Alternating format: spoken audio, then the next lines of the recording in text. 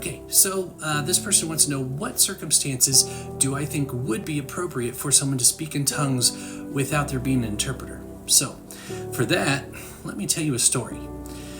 I was under a pastor once, great man of God. I really can't think of very many people that love God more than he did.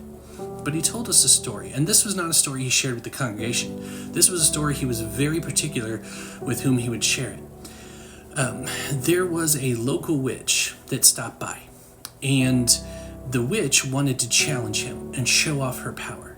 She scheduled an appointment, not telling anyone why she was there until she sat down with him. Now, when she revealed what she was, immediately the pastor started praying in tongues, but he did it in his mind. But just wait to hear what happened. He didn't say a thing. He didn't give any indication of what he was doing, but immediately she looked sick to her stomach, and she stared at him and said, "Stop." And out loud he said, "Stop what?" And she said, "Stop speaking in tongues. You're confusing my demons."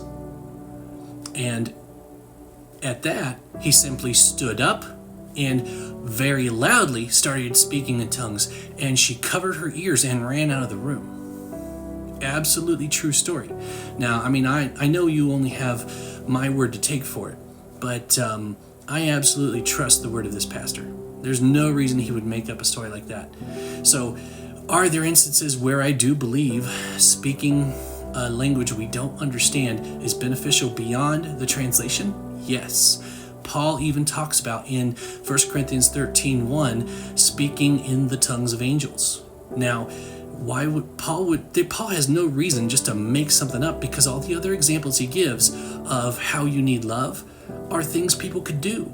So this was a grandiose example that they knew they could do. So I have no problem believing that my pastor was able to speak in the tongue of an angel that day.